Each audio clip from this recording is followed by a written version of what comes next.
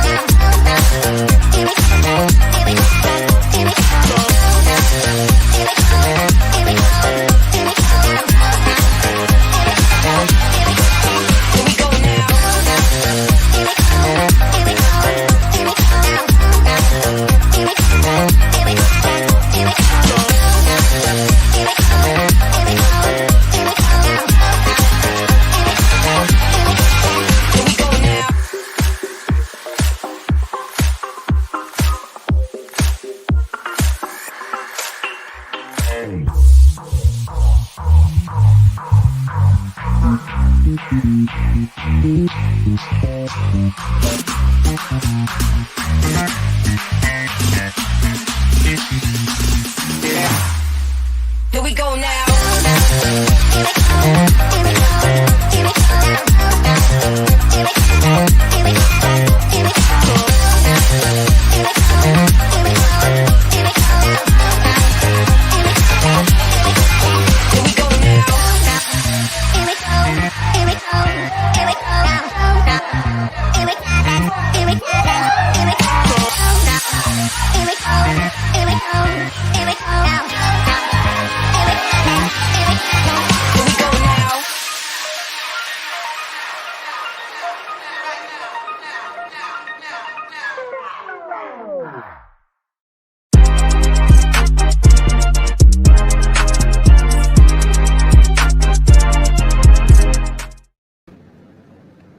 Hello, partners. I'm Patch Cansana, and you are watching Curve TV, your collaborative construction show, Season 3.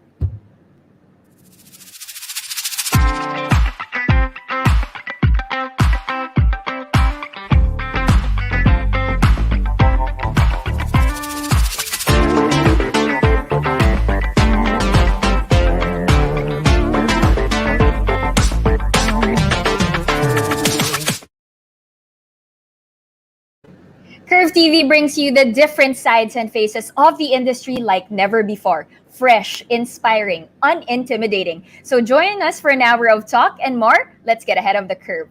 Now, partners, kitchens have never worked harder, and as we spend more time at home than ever before and use the space to adapt to a new way of living, the kitchen has become the most multifunctional and used room of any house. From doubling up as an open-plan living room to makeshift home offices, our kitchens are constantly evolving. So joining us tonight in our conversation is architect Luigi Juinio Apolinar, the president and principal architect of Juinio Architectural Design Studio. Hi, Luigi. Welcome to Curve TV. Hi, Patch. Good evening. Hi, how are you, Luigi? I love the background, the setup. Are you in the office? Yes, oo. Ito yung background namin. Favorite ko kasi in the Beatles. So, Yes. And yun. okay, so it looks like you guys are working in the office already. Yes, oo. Ang hirap kapag sa industry natin, kailangan yung collaboration. Yes. one-on-one, di ba? Nasa team. So, Mhm. yung work natin talaga as an architect tsaka nasa industry ng construction, kailangan talaga tutok. Ang hirap Yes, oo. makunan. Kahit na sabihin mo parang we're very digitally inclined na, no? Or parang kayang-kaya natin siya gawin cloud-based, we're very much into computers. Yung collaboration natin yung mahirap, lalo na with other consultants, no? Yes, yes. Oo, totoo. Totoo yun.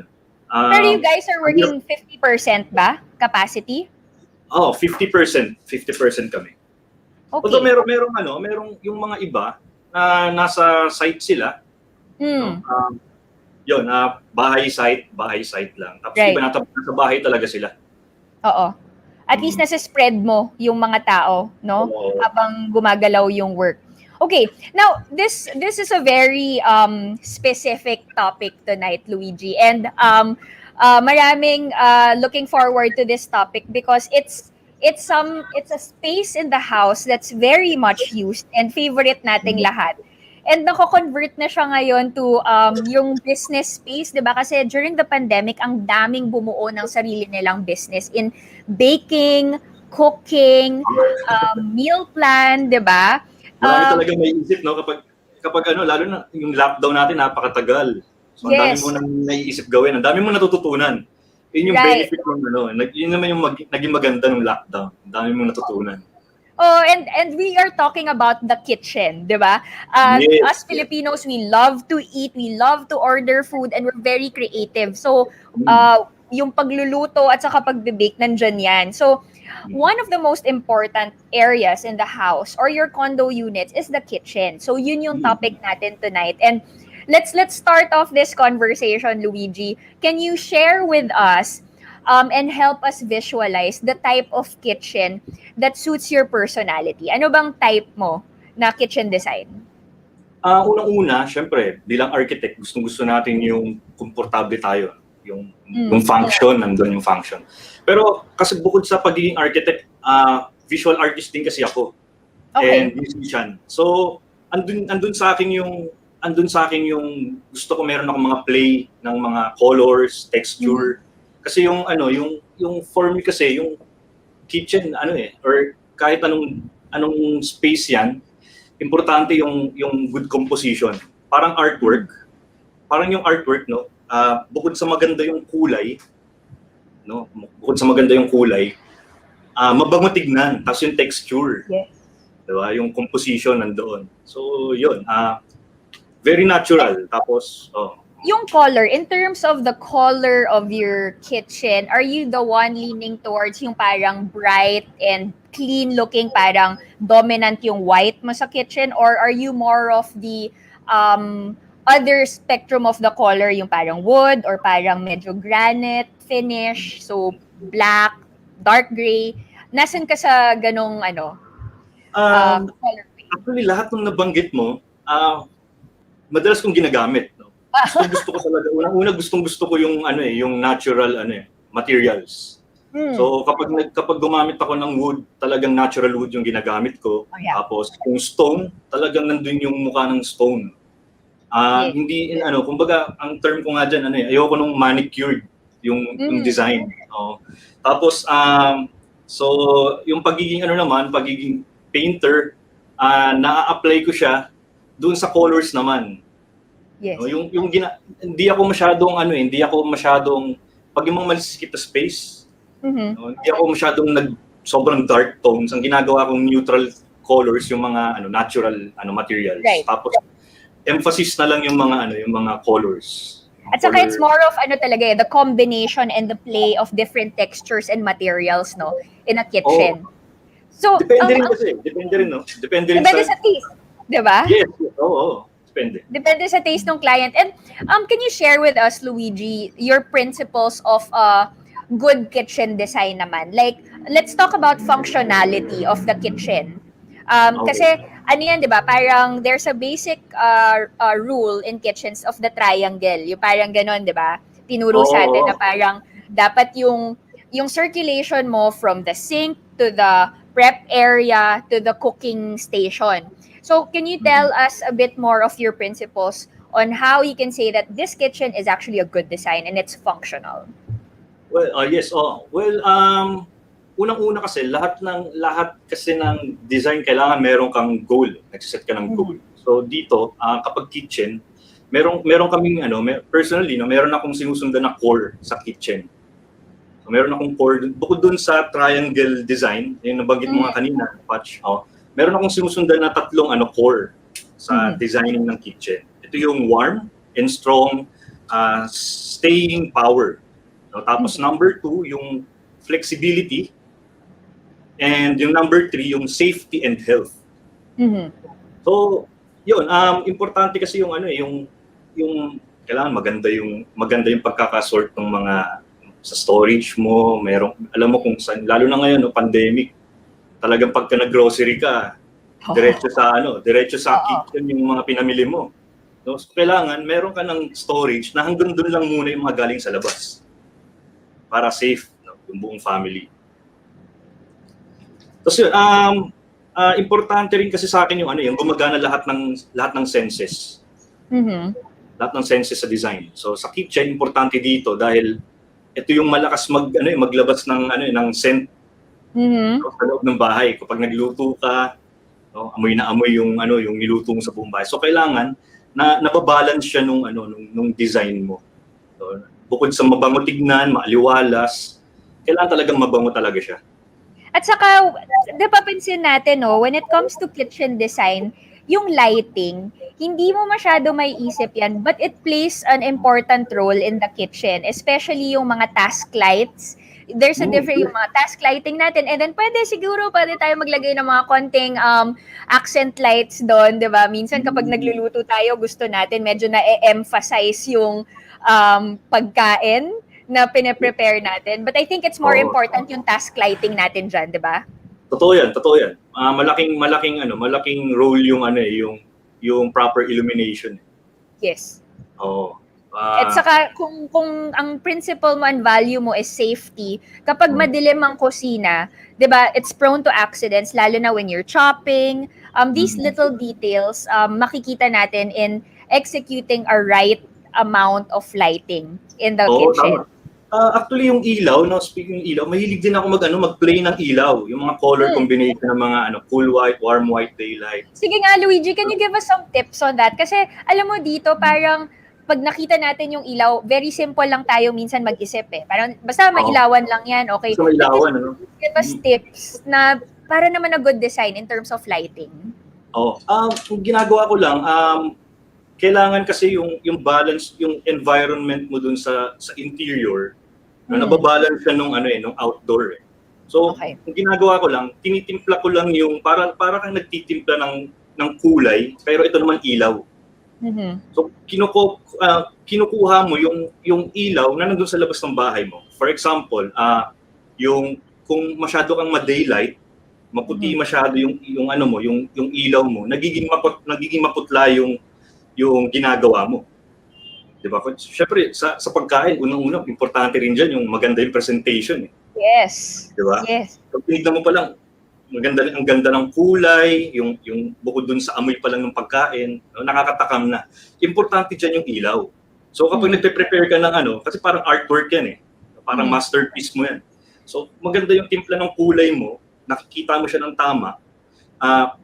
Pag sinerve mo ngayon siya, for example, may mga bisita ka dun sa patio, pag nilabas mo siya, parang iba yung kulay nung for example, pasta. Parang iba yung kulay.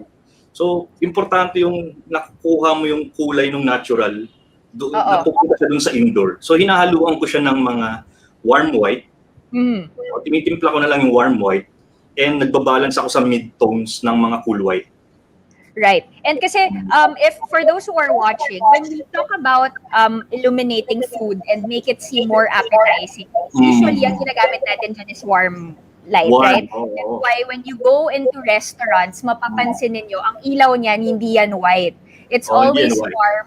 Diba? It's always warm because it's inviting and it makes your food look more attractive and more tasty. Diba? So pero babalansin mo siya. No? Minsan kasi yung warm white, ang sakit pa sa mata. Nagkukos na siya ng parang naiirita ka na. Ang init ng niluto mo, ang init pa ng ilaw mo. So, Tama. ginagawa ko, yung warm, lagi siya nasa likod. Sa likod. Yes. Day, sa gitna. Tapos yung gitna yung tapat nung nung ginagawa mo, yung day.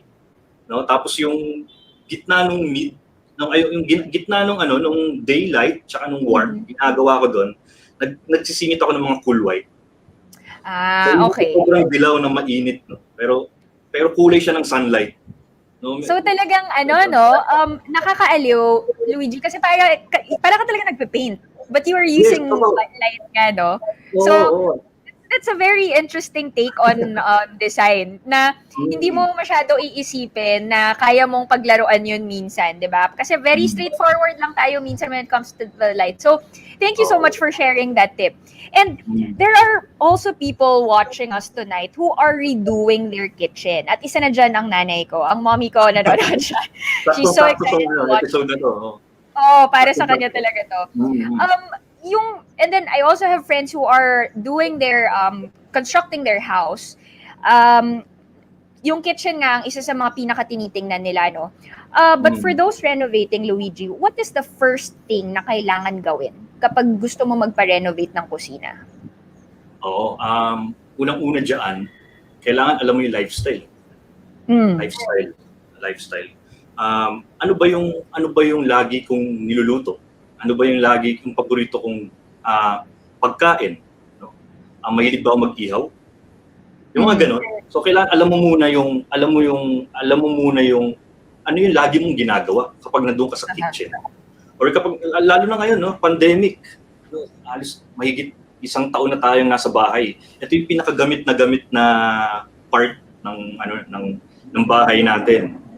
No, yung parents nasa bahay, nagluluto na, instead na kumakain na tayo sa labas, no, para so kahit nasa bahay ka minsan naiisip mong kumain kahit hating gabi. So nagiging part siya ng design ng kitchen na nalalaman mo kung mag-incorporate pa, mahilig ako mag-ihaw, mag-incorporate ba ako dito sa loob or kailangan malapit ako dun sa meron akong malapit na parang outdoor vibe ng kitchen ko. Tapos nakasunod na doon yung balance nung proper exhaust, kung maglalagay ka ng mga ganun. For example lang na wala kang space na kailangan mo mag-grill pero nasa loob ka ng bahay. Kasi mahilig ako mag-ihaw. Parang mga ganun. So lifestyle, importante yung lifestyle. Nagutom na tuloy ako. Gusto ko tuloy ng liempo. Pero that's true, no? Kung ano yung gagawin mo. But for example, so magre-renovate ka and it will take, kumari papatibag mo yung existing kitchen mo. Do you have any idea on how long that takes yung parang preparation to dismantle the existing kitchen? Tapos gusto mo talaga total redo? Total redo talaga, no? From design, once na nakausap ko na kasi yung user, kung sino yung gagamit talaga ng kitchen na yun. Tumatakbo na sa isip ko yung kung ano yung gusto niyang gawin at ano yung gusto niyang mangyari. At ano yung pwede kong magawa para matulungan siya dun sa design. Tumatakbo siya ng na mabilis na yung 1 week. 1 week. 1 week. Minsan nga minsan 2 days nakikreate ko na nabibigay ko na sa kanya kung ano yung gusto niya. And yung renovation, mga 1 month, mabilis na.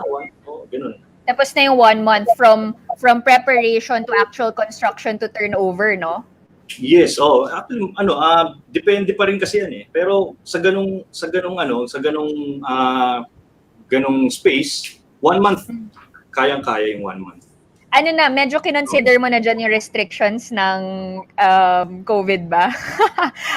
Medyo grabe, no? Iba yung iba yung impact niya sa actual construction, yung COVID. And yung ibang kasing designs that we have, no, some have big areas for the kitchen. But since here in Manila, we're very into condo living also, so minimal living. And there are kitchen sizes that we can't really change anymore. Pag tinurn over na yung unit, yan na yun, di ba? Kailangan nyo na lang i-rearrange, magpasok na lang kayo ng mga equipment. And due to space restrictions, Tapos yung mga walls, yung mga hindi natin matanggal dyan. Kahit gusto Bawal natin magsira ng wall, mag-extend, no? di ba? Mga ganun. Oh, at saka may budget constraint. So, how Oo. now, Luigi, can we make a small kitchen seem bigger? Or parang, in a better term, how can we maximize now the space given that it's not as big as, the kitchen that we really wanted? Ano bang tips na pwede mong ibigay? Oo. Yun nga, yung kanina, no, yung pinag-usapan natin, yung ilaw. Importante yung ilaw. It creates illusion talaga na ang luwag ng space. Tapos, yung materials, choice ng material, no, yun, kunyari, ang texture nung mag-i-stone ka, yung countertop mo, yung makintab, yung polish. No, malaking bagay yun kasi yung illusion, nagkikreate siya ng illusion din. It will make it look bigger. Yes, Okay. oo. Yung hindi ko nababanggitin din yung mirror kasi hindi naman ako fan ng mirror, no. Pero oo, mas gusto ko yung yung mga reflective materials eh. Yes. Talagang fan ako ng mga texture. Tapos yung mga neutral tones mo dun sa mga natural stone and wood. Tapos kailangan kasi meron kang yung pinaka workspace mo, meron kang emphasis doon na gagamitan mo siya ng color. For example, sa mga condo, no, kailangan meron kang mahilig akong maglagay ng mga striking colors. Mahilig akong gumamit ng color, biglang may lumilitaw na striking color, no, para meron kasi siyang meron din siyang effect naman sa emotion. Sa emotion mo na, 'di ba? Parang And what emotion is that? Depende sa user eh. Parang alam mo 'yun, parang kapag bright yung color, warm color, cool colors, depende dun sa mood. Nagke-create siya ng mood dun sa Tama. kitchen. And sabi nga nila, 'di ba, kapag nagluluto ka tapos masama ang mood mo, masama rin yung lasa ng pagkain mo. So dapat you feel good whenever you're cooking or preparing food, 'di ba? But what about yung planning? 'Di ba meron iba't ibang configuration yung kitchen. We have the L type and then we have the one with a straight, just one line. And then yung iba naman, syempre maganda yung kapag you have an island counter, a kitchen counter in the middle. But given that the space is limited, hindi mo talaga lagi mapipilit na maglagay ng counter. Kasi one, it adds space of course in the middle and sana there's more prep area. Pero for those who are wanting that extra space sana na hindi kaya maglagay ng counter, ano bang pwede nilang gawin kapag L-type yung kitchen nila or just one straight one? How can they maximize that space for them? Unang-una, yun nga, nilalagay ko siya sa yung malapit sa kung saan kumakain, dining. Okay. Lalagay ako ng malapit sa dining para yung interaction kasi. Yes. Diba? Para siyang kitchen lounge fusion. No? Yung ansarap ng tambayan ng kitchen habang nagluluto ka. Ganun. Tapos kailangan yung sinabi ko nga kanina, yung safety and health kino-consider doon sa kahit sa maliit na space. No, kailangan maganda yung segregation mo, meron kang proper storage, well-designed yung mga cabinets mo. Yun, alam mo kung ano yung mga equipment na delikado, walang mga nakasabit. Kasi nakakasikip yung may mga nakalambitin.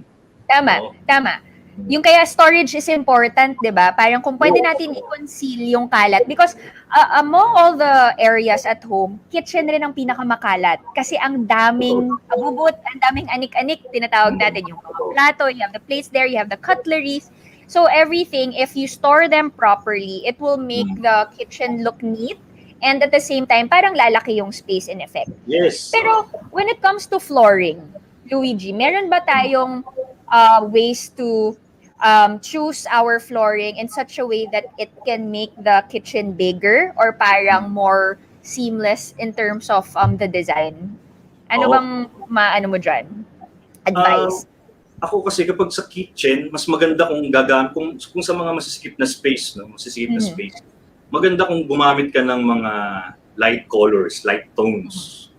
Pwede kang mga bright colors, no, kanyari yung mga tones ng mga wood, Pwede kang gumamit noon. Tapos yung nag-emphasize ng lapad, ng size, ng Right. space. Oh, 'di ba? Tapos yung proper orientation nung flooring. Tapos kapag masyadong mahaba yung makitid yung space mo, ng kitchen, masyadong pa ganun, huwag ka na maglagay ng flooring mo na lahat pa ganun. Kasi magmumukha talaga siya ng parang mahabang kitchen na ang sikip.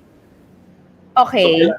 So kailangan yung flooring mo, kinokontra niya yung kung saan yung nagmumukhang masikip na space. Okay. So parang kunwari, we can use planks, di ba? Kunwari, we can use planks na tile, and then ang kukunin natin na side nung kitchen is the longer side. Doon natin itatapat yung plank, no? Oo. Tama. So that will create an illusion. So that's a very good tip, guys. Kasi usually may mga ganyan di ba? Nasasayang yung opportunity to use the planks for your flooring. Tapos ang nalalagay siya dun sa shorter side. Always remember to put it on the longer side to create that illusion na mas mahaba nga naman yung room, di ba? Or mas maluwag. Oo, correct. And yung iba naman, they have kids. They have kids who are, into bata pa lang, tinuturuan na nila mag-bake yan ng mga parents, right? How do you now consider, Luigi, a kitchen that is safe for the kids? Yan, magandang point yan sa kitchen. So yung kitchen natin, kailangan merong kang pantry na abot na abot lang ng bata. So kailangan nakasunod din siya dun sa ergonomic ng bata. So in a way, natitrain din yung bata na ito lang yung bubuksan niya dun sa pantry. No? Tama. Tapos yung talagay lang doon yung mga healthy foods. So yung training na rin, di ba? May pakonting chocolate naman, Luigi. Pakonting nga daw. Pakonting junk food. So kapag hindi makulit, meron reward na chocolate. No? Pero tama, that's a good idea na parang you train the kids to have their own space in the kitchen. Parang make them part of it, pero not the entire kitchen. Parang may isang section lang, 'di ba? And usually nandiyan yung mga play kitchen nila Oo, yun na yung bubuksan nila kasi nasasanay na sila bata pa lang. Doon na sila nagbubukas pag nagugutom. Tama. Ano bang mga no-no na gamitin na flooring for the kitchen? Kasi di ba, sa kitchen, ang dami mong hinuhugasan, you have your oil splats there, and you're always prone to slipping, di ba? It becomes slippery. Ano ba ang no-no natin when it comes to that material? Ayun, hindi ako yung sobrang yung mga makikintab talaga. Hindi ako naglalagay ng ganun. Hindi talaga naglalagay ng ganun. Tapos usual lang yung mga natural texture lang ng kunyari wood. So hindi ka gagamit ng mga carpets. Right. Para easier to maintain, 'di ba? Oo. At saka yun yung isang importante kapag kusina, dapat very, very easy to maintain. Kasi yan talaga ang pinakamakalat na area ng bahay. Oo. So, klaro ko lang, yung sinasabi ko na wood, no? Hindi ka mag-wood talaga doon sa kitchen mo kasi yung mantika talagang na-absorb niya yun kasi yung wood malakas maka-absorb to ng mga bacteria. Right. So, ang ibig ko lang sabihin doon, yung mga texture lang na kunyari gusto mo yung feel lang na parang kahoy siya. May mga ganun ng mga tiles Yes. So yun. So pwede na yun. Pwede na yun sa akin, yung mga ganun. Basta hindi lang siya makintab, sobrang makintab. Tapos hindi ako yung sobrang yung parang highly reflective na material. Yes. Oo, correct. Neutral tones. Neutral tones talaga sa pero kitchen yung kasi madilim. Oo. Tama. So you go towards the medyo bright and maaliwalas colors, 'di ba? At the same time susuportahan mo nung light. Do you use feng shui sa kitchen designs mo? Feng shui depende yan sa depende yan sa user. Pero yan yung hindi na pagtutuunan ng madalas ng pansin Oo. Yung kitchen feng shui. Pero may isa kaming ginawang project na talagang very particular siya dun sa kitchen feng shui. Which is what? Ano bang mga usual feng shui sa kitchen? Yun, yung I don't know kung paano yung hindi siya nakatapat doon sa yung lutuan niya, hindi nakatapat doon sa bedroom sa taas, yung kung saan yung part ng kama niya, ganun. Yung align? Like yung vertical Yes. alignment? Oo. Okay. Yung mga ganun, Kasi mga ganun. mukhang parang sinusunog mo yung kama, no? Mga ganun ang effect nun. Kasi usually feng shui parang naman ganun. has something to do with the energy. Diba? Yun naman ang feng Yes. shui and the natural flow of the person using it. So, yun nga yung pinag-usapan namin in our previous show na feng shui will make your mental health better kapag maayos yung pagkaka-design mo. And feng shui can be a guide for that. Okay, that's very interesting. And now that we are already in October next week. Actually, sa Friday pala, October na. And in a few months, magta-2022 na. So, magdadalawang taon na tayo sa pandemic na to. But yet, when it comes to design, yun nga it's still constantly evolving because human behavior is also changing with everything that's happening. So, yung pag-design natin, Luigi, ng kitchen, yung trends dyan, nag-iiba din. Are there any design trends that you are looking forward to next year, or meron ka bang mga nababasa that kitchen innovations that's up and coming that we can, learn about? Sa nakikita ko, ang mangyayari ngayon doon sa magiging trend, yung parang tinatawag natin na kitchen lounge fusion. Okay. Para siyang ito yung space kasi nung nagkakaroon ng nagiging interactive siya. No? Yung hinihikayat mo yung lahat ng nandun sa bahay na magkaroon ng collaboration. Nagiging bonding siya. Nagiging bonding. Tapos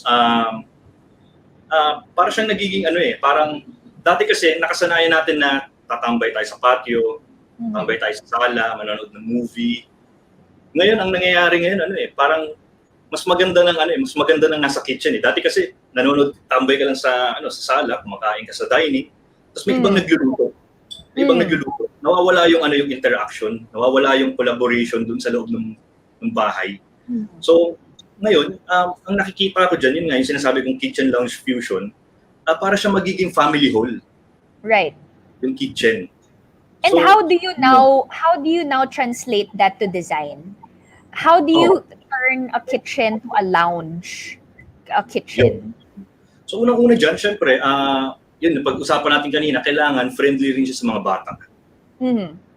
Tapos, importante dyan sa principle natin sa design yung kailangan maganda, maliwalas, mabango, komportable ka, na andyan na lahat yung kailangan mo sa kitchen, no?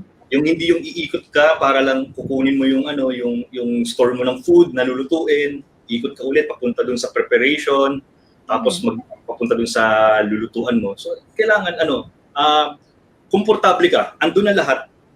No? Andun na lahat yung function na kailangan mo. Kasi kahit masikip yung space mo, kung nandun na lahat, sa harapan mo na lahat, nagmumukha siyang komportable na . Diba? Tapos habang ganun, yung bonding mo sa family, sa relatives, sa friends, no, nagiging tambayan na nila yung kitchen. Right. So nagkakaroon ka ng may kung wala ka namang counter, andyan yung malapit yung dining, no? Na instead na mukhang suplado yung kitchen dati kasi nakatago siya, nakatalikod sa dining. Ngayon, siguro dapat nakaharap na ngayon siya dun sa, it's time na nakaharap na dapat siya dun sa dining. No, parang nagiging entertainment na siya dun sa sa bahay. No, kahit it becomes an extension, di ba? It becomes an extension of the dining room. At the same time, the kitchen becomes also an extension. So parang yung relationship nila will be together na, versus nga before na snabero yung kitchen, no? Oo, parang suplado yung dating nakatalikod, nakatago lahat . Right. Parang entertainment siya na andyan yung pagsaservan mo nasa dining, nagkukwentuhan kayo habang ikaw nagluluto ka. Tapos na-entertain din sila at natatakam sila dun sa niluluto mo. Oo. Di ba? I think isa pa sigurong idea dyan, Luigi, is for people to prioritize also storage. I mean, kasi sometimes, di ba, when we create kitchens, nakakalimutan natin yung importance of the cabinets talaga. And Yes. kasi not naman a lot of kitchen will have their own pantry, designated like a room for it, di ba? But there's careful planning, and we'll see that later with your projects. There's a right way of balancing yung cabinets. Kasi siguro that will help also in entertaining guests. Kasi imagine if yung mga sauce, yung mga toyo, yung mga delata or yung mga plates naka-display. 'Di ba parang when you look at it, yung mata mo, parang ang chaotic nung kitchen, ang daming clutter. So if we put this inside the drawers and proper storage, it will now give you that sense na mas maaliwalas yung kitchen, 'di ba? Yes, so Storage is important. And I agree with the kitchen fusion, and ngayon kasi since hindi tayo masyadong nakakalabas, we can only do house tambay. Oh. 'Di ba? Oo. Puro lang tayo tambay sa bahay. So tama ka dyan, yung kusina talaga will be an extension of inviting your guests at home. Ang dami nating nakuhang tips from you, and these are very practical tips, and I'm sure those who are watching us will be able to apply that regardless if they're renovating or putting up their own house or constructing it.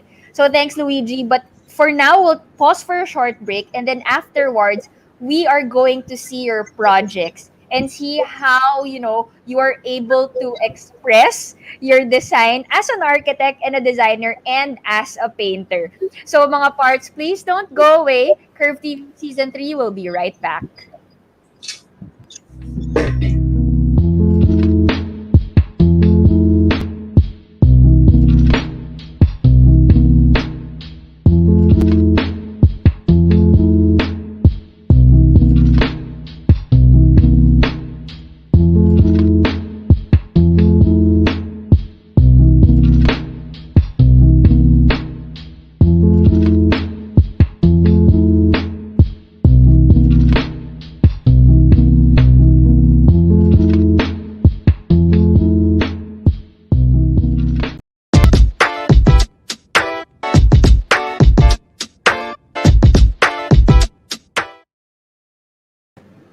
Parts, welcome back to Curve TV Season 3. And together with me is Architect Luigi Apolinar of Juinio Architect Design Studio. And we've been talking about kitchen designs, and it has been so interesting. Thank you very much for those who are watching us via Facebook, YouTube, Kumu, wherever you guys are watching. Thank you for joining us here.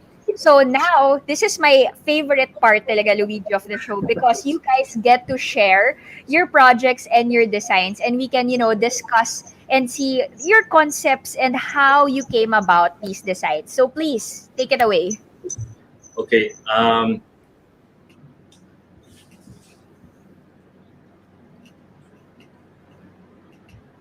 Para lang tong Zoom presentation sa mga meetings mo. Ayan. So, alright.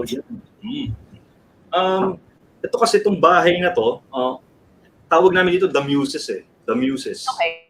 The Muses House. Ito kasi itong bahay na to kasi bahay siya ng isang musician.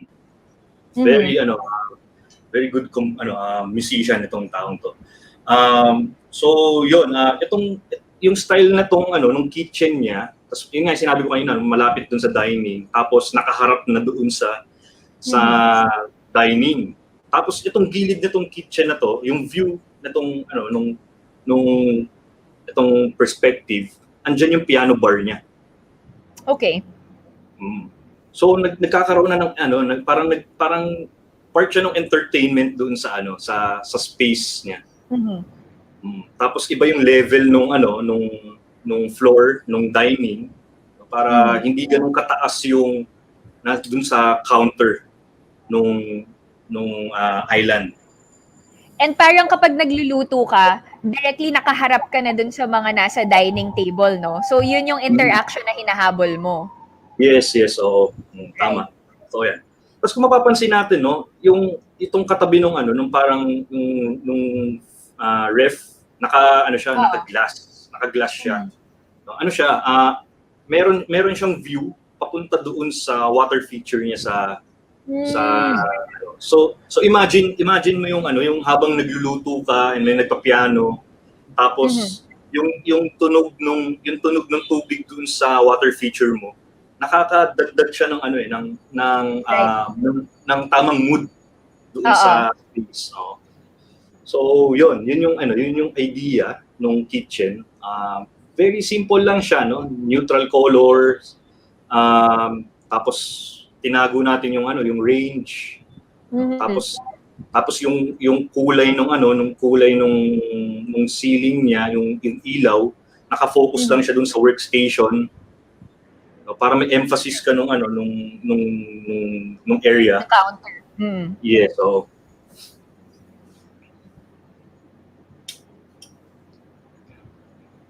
ito kasi yung labas ng bahay niya ito. Oh, wow. Very geometric, Oo, yan. Ito ongoing tong project na to. Ongoing siya sa Calamba. So yun, makikita natin na yung connection nung design ng exterior papunta doon sa kitchen niya, yung music. Yung bubong niya kasi yung like yan, parang base cliff kasi yan eh. So kinonect natin siya dito sa loob nung space. So yun yung feel na feel mo yung music, no? Right. Parang very plain lang. Very plain, tapos neutral tones. Tapos yun. Ito naman, i-share ko lang din ito. No? Ito isang renovation project to eh. Actually, itong bahay na to, abandoned house na siya. Okay. Abandoned house na as in nire-request na siya nung village na ipa-demolish na. And merong isang family na gusto lang magkaroon ng bagong life yung bahay na to. Pero ang naging challenge dito, kumpara doon sa kanina doon sa isang project, ito naman nakatayo na yung kitchen niya, yung existing kitchen. Kaso napakasikip. Yun yung naging challenge. Yun yung sinasabi nating challenge kanina, diba? Na parang anong gagawin mo pag nandyan na yung space? So what did you do? Yes. So yun, ginawa natin, naglagay ako ng connection nung space papunta doon sa ang kanyang lanay. Meron siya kasi meron siya ditong pool area. So yung connection niya doon, yung connection niya doon papunta doon sa labas. So itong buong wall na yan na glass, nabubuksan niya ng buo. Okay. Nabubuksan niya ng buo. So para kang nandoon sa nasa patio, para ka lang nasa lanay, ganun. So hindi mo na-feel yung na-suffocate ka dun sa space. Right. And sinabi ko nga rin kanina, kailangan meron kang interaction. So meron ka rin ditong preparation sa loob, ito sa interior, na malapit ka doon sa dining. And meron din siyang nook. Tapos gumamit tayo ng mga texture ng mga wood. Meron tayong mga, mapapansin mo yung mga lines. Yes.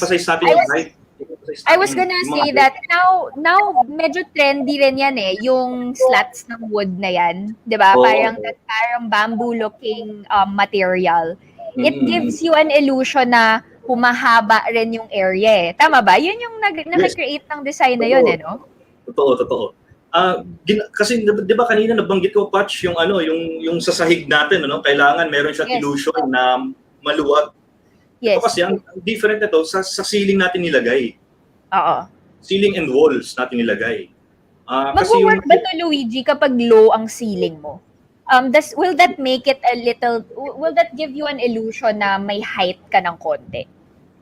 Ang ginagawa ko kapag mababa yung ceiling, actually ito mababa ang ceiling nito eh, itong part na to, yung dining niya, papuntang kitchen, kasi naka-elevate pa yan naka-elevate yan ng 0.9 meters, close to isang metro na talaga, no?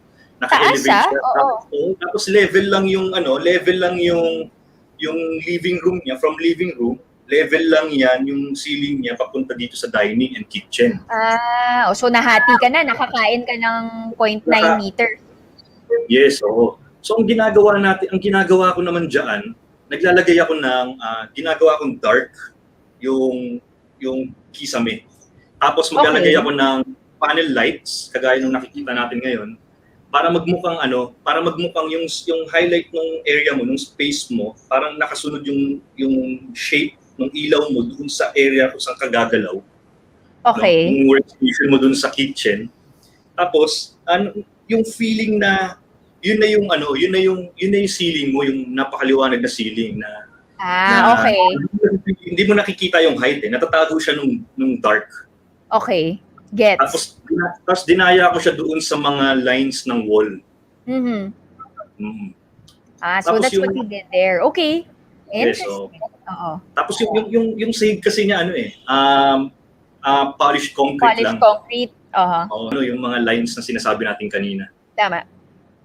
Siguro parang ganun din Another tip for everyone is you have to find the right balance of using textures. So kung wari meron kang plain, which is the polished concrete sa flooring, then sa ceiling ka pwede ngayon mag-adjust. Medyo nakakahilo din kasi kung sa taas may lines ka, sa baba may lines ka din, 'di ba? Parang nakakaano sa mata. Yes. Parang di mo alam kung saan ka titingin. Okay. So importante rin talaga yung yun. Meron kang parang yung pinaka-important space dapat merong na-emphasize mo. Na-emphasize mo para alam mo na kagad kung saan yung direction mo. Tama. Alam mo na kagad kung ano yung gagawin mo, ganun.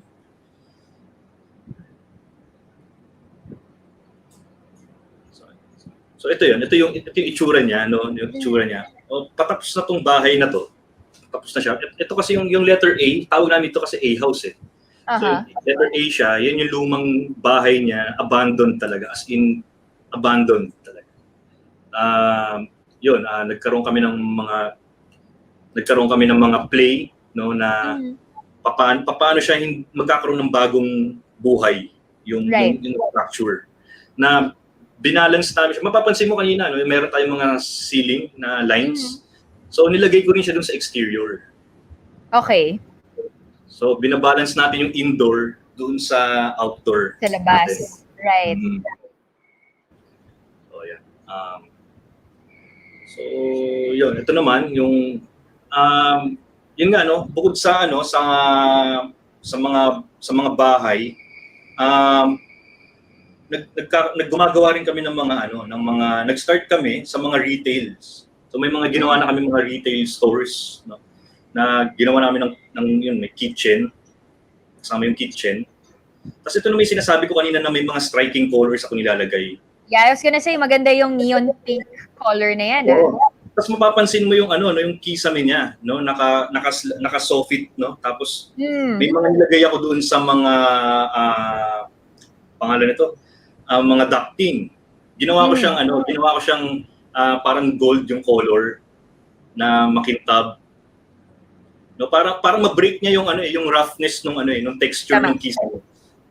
So naglagay ako ng same time, hindi siya overwhelming, 'di ba? Hindi overwhelming yung gold. Maganda lang yung combination, right? Yes, tama. Tapos usong-uso yung yung paggamit ng mga fire bricks kasi kailangan talaga yan sa mga retail stores. So gumawa kami ng colored na fire bricks. Favorite ko kasi yung isa sa mga favorite color ko kasi yung mayellow and yung red and yellow. So yun, gumagamit ako ng mga pink, gold. Yun. So may part din yung kailangan kasi alam mo rin yung yung color theory, yung color psychology dun sa space. Yes, right, agree.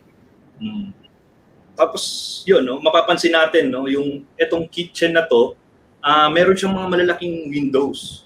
Malaki siyang window. Yun nga sinasabi natin, kailangan hindi suplado yung kusina mo.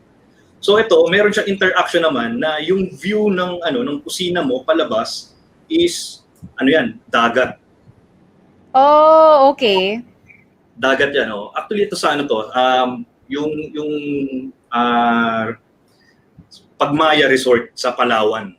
Okay. Itong project na to. Oh, ano to, naglagay sila ng store doon, yung restaurant, kasi yung may-ari nito, meron din silang restaurant. May resto business sila dito. Itong restaurant na to yung Silakbo. Mhm. Yun, Silakbo, yan. Yun, yung ginawa namin dito, yung mga pop ng color, nagsasabi siya doon sa ano sa kung ano yung emotion. Kaya Yes. dahil doon sa silakbo, di ba? Parang sumisilakbo yung damdamin. Oo, Ganun yung concept tama. niya. Right. Silakbo. So, yun. So, yung ginagawa natin dito, may interaction doon sa outdoor, nakikita nila yung mga nagpe-prepare doon sa loob ng kitchen. Mhm. So, yun, habang kunyari, may mga naglalaro dun sa dagat, sa tapat nito, meron kang pool deck, may pool bar ka, meron kang infinity pool. So habang nagpe-play ka dun sa ganda ng dagat, tapos sa swimming pool, na-enjoy mo rin yung mga ginagawa dun sa loob ng kitchen. Parang natatakam ka rin na parang gusto ko rin order nung Right. Magandang parang marketing strategy 'yon, 'di ba? Oo. Para sa kanila. Oo. So, yun. Tapos mahilig din ako sa mga artworks, so kaya naglalagay ako bigla ng mga sumusulpot na artwork. So, yan, ito painting niya ni Nemo Aguila. Favorite ko yan kasi parang yung painting na yan, may connection din siya dun sa sa food. Yung painting na yan, parang yung Happy Moon, no? Parang kinakain mo yung masaya ka na parang siyang yung hawak niyang paint, yung hawak ng yung image, para siyang buwan, no? na parang watermelon. So parang nagki-create siya na parang ang saya lang niya tignan, no, na may connection siya dun sa kitchen. Importante rin kasi yung mga ganung mga atake na akalain natin wala siyang connection doon sa space sa kitchen. Pero meron pala. Oo. Meron pala. Kasi importante dito yung mood. Di ba? Yung mood, kapag nagluluto ka, no? May impact yun dun sa mood mo So yun, yan. Ito yung isang view niya. View. Maluwag lang. Tapos neutral lang yung sahig. And may painting ka ulit, di ba? May painting ulit ako. Right. Artwork from Binong Javier. Yan. Mga favorite ko na mga colors. So yun, makikita natin, malapit siya dun sa pool. Yes. So yun nga yung sinasabi natin kanina, no? Ito pala yung labas niya. Yan yun. Okay. Pagmaya. So yun,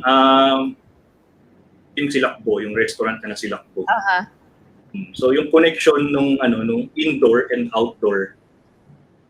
Kasi kaya ako binabanggit to, no, yung mga outdoor, yung connection ng outdoor dun sa indoor, kasi minsan nahihiwala yung kitchen Nakakalimutan natin yung design ng kitchen. Oo. 'Di ba? Pag pinagawa ka ng bahay or pag pinagawa ka ng kunyari restaurant or nagfo-focus ka agad tayo dun sa sa kunyari pagbahay, exterior design, biglang pasok agad daw sa kwarto or yung living room, kaya maganda, dining room ko maganda.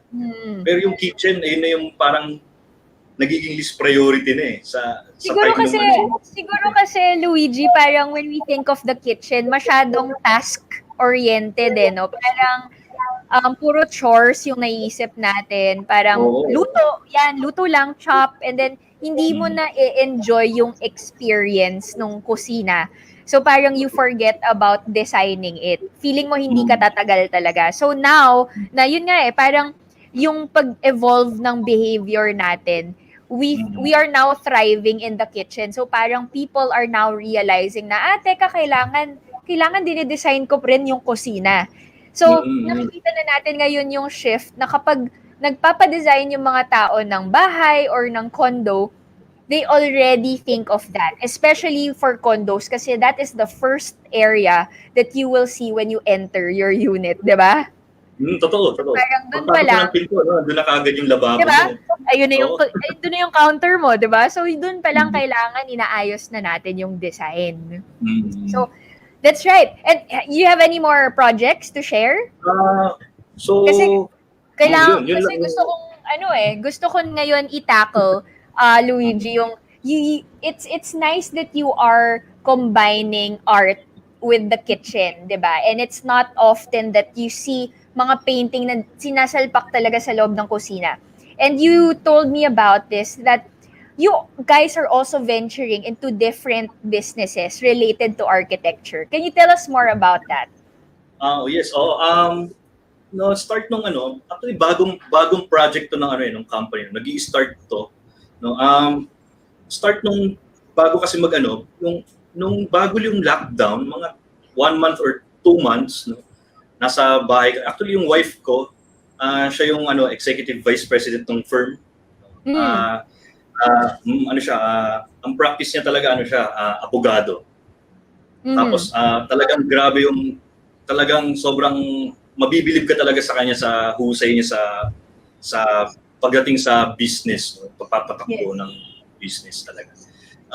Yun talagang nagmamatch kami, yung ako sa design, sa creativity, siya talaga yung management. So yun, nag-iisip kami na paano yung anong next, anong mangyayari, gaano katagal tong pandemic. Ganun yung marami ka nang nabubuong questions sa sa mind mo during lockdown. So, ang dami nagre-research ka na, ang dami mo nang bago natututunan hanggang sa nag-usap kami na pinag-usapan namin na syempre mahal namin yung lahat ng nandito sa firm, no? Gusto namin talagang tuloy-tuloy, hindi sila mapanghinaan talaga ng loob. Right. So ginawa namin, nag-design tinatawag kaming design booth camp nung during lockdown. So yun, parang nire-refresh namin yung mind namin dun sa design hanggang sa naisip namin na ang ganda, kaya pala natin mag-create ng mga furniture. 'Di ba? Parang ganoon. Tapos total nagko-customize naman tayo ng mga kitchen cabinets, kitchen counter. Bakit di na rin tayo gumawa ng mga furniture cabinets, ganoon na talagang para doon sa mga projects natin. So, ito under to ng start noon, nag-spread kami pangalan nito, nag-expand kami. So nagkaroon kami ng parang meron kami sa furniture, meron kami art gallery, yung Imprimatura Gallery. Yun, so yun, magagaling yung mga artists. Tapos and these are local artists, Luigi. Yes, local artists. That's tapos, good. Ginagawa namin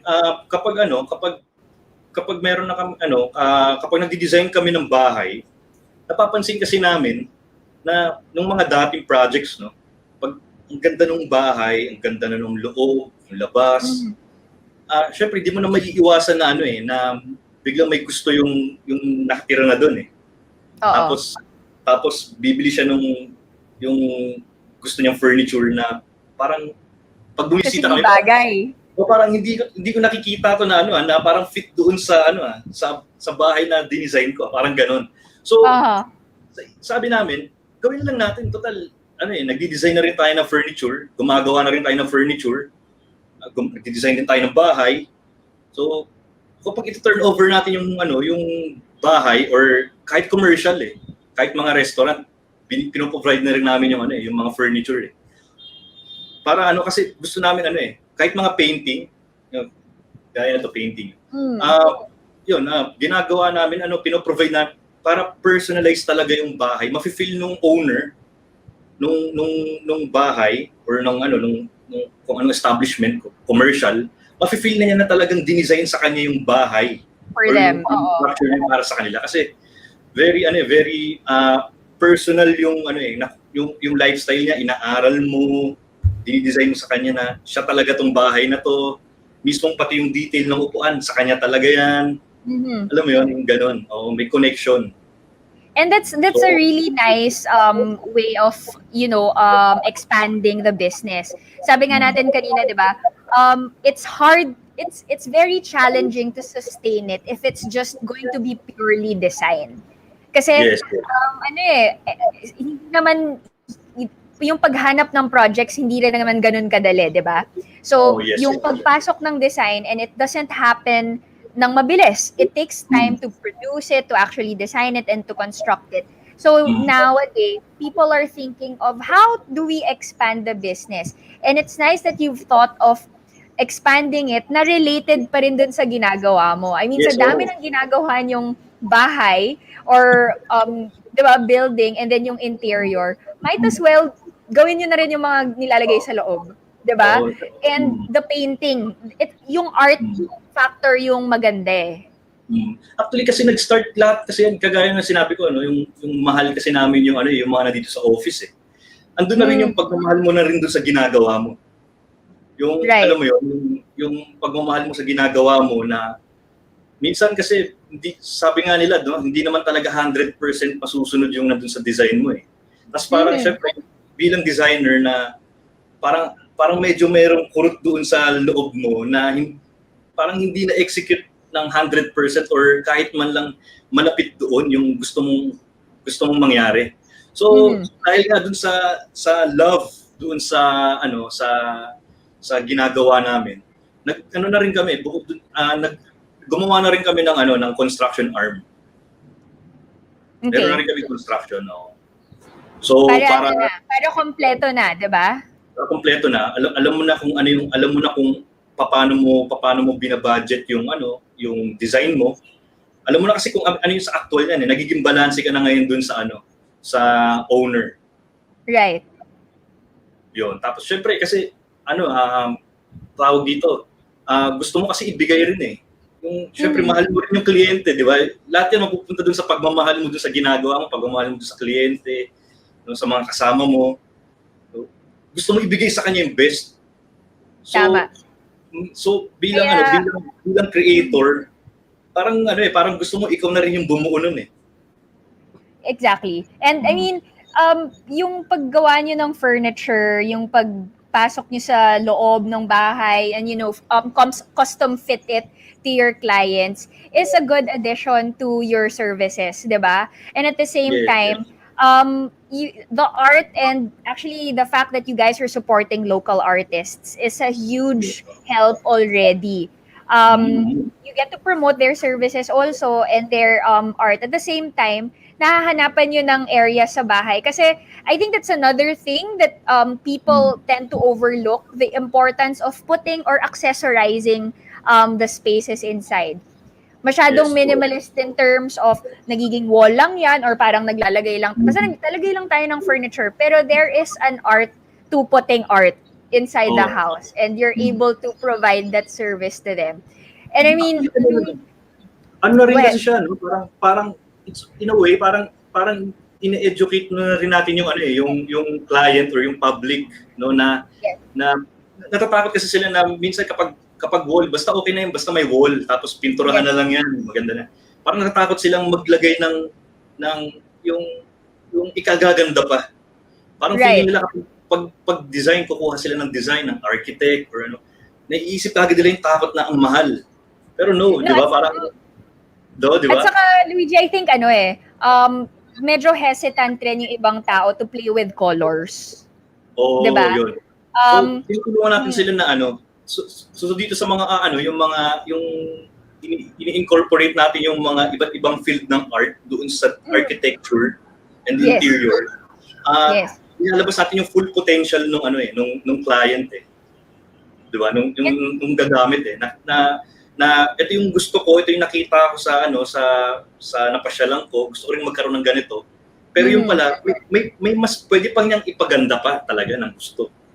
Right. And I think your design concept and the way you combine colors and textures and materials has really something to do with your background also for your love for music, no? And art. Yes. So parang you are greatly inspired by that hobby or interest of yours. Kaya dun lumalabas sa mga projects mo rin, no? Sa mga intent. You get to play around.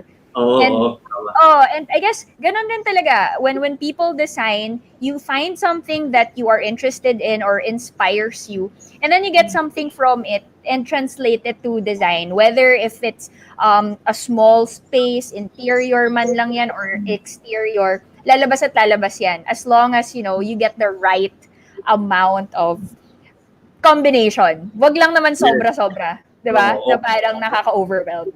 Oo, tama, no? Yung, parang music, no? Meron siyang tamang composition. Yes. Mm. And I think that's the perfect way to end our discussion for tonight. Ang dami mong nabigay, Luigi, na advice and tips. And maybe, yun nga eh, I think what's striking for me is the ability to play with lights sa kusina, yung Mm. pagtimpla. Again, Mm. we've had a show before wherein we focused on lighting. These are the specialized design na hindi natin masyadong pinapansin dito. But Yes. when you put some attention to it, it greatly affects the design of whatever we are doing. So, thank you so much, Architect Thank you. Luigi Apolinar, Thank you, Mark. for yes, for sharing your craft with us. And alam ko nasa opisina ka pa, so bago pa tayo mag-curfew, I will let you go. So thank you. Before we leave, how can we follow you? What are your socials? Yes, sa Facebook, yung Juinio Group of Companies, yun Mm-hmm. yung name namin. Sa Instagram din, meron din kami Instagram. Mm-hmm. So, yun. Sa mga website, meron din kaming website, no, www.winioarchitects.com. Right. And we'll put their links after the show here on Facebook and on YouTube so that you guys can check them out on their social media pages and their website. So once again, thank you so much, Architect Luigi. Now, before we go, mga parts, for sponsorship and collaborations, if you want to feature your projects or your company, please email boulderchannelph@gmail.com. Tomorrow, Thursday, join Jamie G on Grind at 7:30 p.m. and Nico Loco on Brief Encounter at 9 p.m. Only here at the Boulder Channel. Stay safe, everyone. Get an architect, get a contractor, get an engineer, get a designer, and get ahead of the curve. I'm Patch Cansana. If you just watched Curve TV Collaborative Construction Show Season 3. Bye, guys. See you next Wednesday.